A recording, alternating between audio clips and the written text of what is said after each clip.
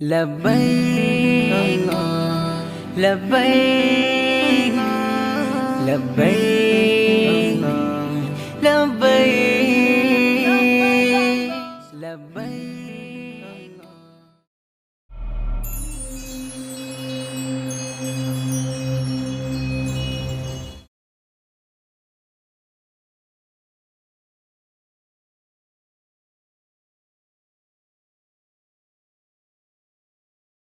আসসালামু আলাইকুম রহমতুল্লাহি বারকাতুহ নাহমাদুহু ওয়া নুসাল্লি আলা রাসূলিহিল কারীম আম্মা বা'দ।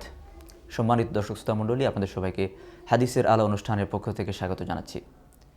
একজন সাহাবী রাসূলুল্লাহ সাল্লাল্লাহু আলাইহি সাল্লামকে এসে বললেন যে আউসিনি ইয়া রাসূলুল্লাহ সাল্লাল্লাহু আলাইহি সাল্লাম, হে রাসূল সাল্লাল্লাহু আলাইহি সাল্লাম, আপনি আমাকে কিছু নসিহত করুন, কিছু উপদেশ দিন।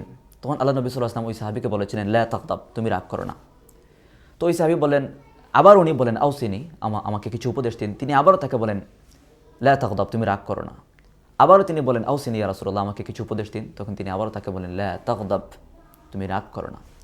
রাগ একটি নিন্দনীয় গুণ, এটি অবশ্যই বর্জনীয় একটি গুণ। কারণ অন্য হাদিসের মধ্যে নবী সাল্লাল্লাহু আলাইহি ওয়াসাল্লাম বলেন যত অকল্যাণ রয়েছে সকল অকল্যাণগুলো রাগ মানুষের মধ্যে সকল অকল্যাণ নিয়ে আসে।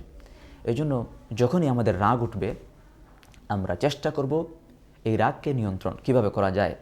এজন্য কিছু নববী প্রেসক্রিপশন রয়েছে। নবী সাল্লাল্লাহু আলাইহি ওয়াসাল্লাম বলেন যখন কেউ রাগ ওঠে তখন সে যেন ফালিয়াসকুত, সে যেন চুপ থাকে। এটি হচ্ছে প্রথম নম্বর করণীয়। এরপরেও যদি রাগ না থামে সে যেন পরে আউযু বিল্লাহি মিনাশ শাইতানির রাজিম, আল্লাহর কাছে, কারণ শয়তান মানুষের মধ্যে রাগ তুলে দেয়। তো সেজন্য পরে আউযু বিল্লাহি মিনাশ শাইতানির রাজিম, অর্থাৎ আমি বিতাড়িত শয়তান থেকে আল্লাহর কাছে আশ্রয় চাচ্ছি, সেজন্য শয়তান থেকে আল্লাহর কাছে আশ্রয় চায়।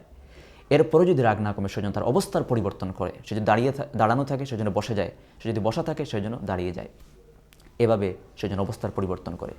তাই আসুন আমরা এই রাগ কম বেশ সবার মধ্যেই রয়েছে, আমরা এটাকে নিয়ন্ত্রণ করার চেষ্টা করি, কোনোভাবেই যেন রাগ আমাদের মধ্যে প্রকাশ না পায়। আল্লাহ তাআলা আমাদের সবাইকে আমল করার তৌফিক দান করুন। আসসালামু আলাইকুম ওয়া রাহমাতুল্লাহি ওয়া বারাকাতুহু।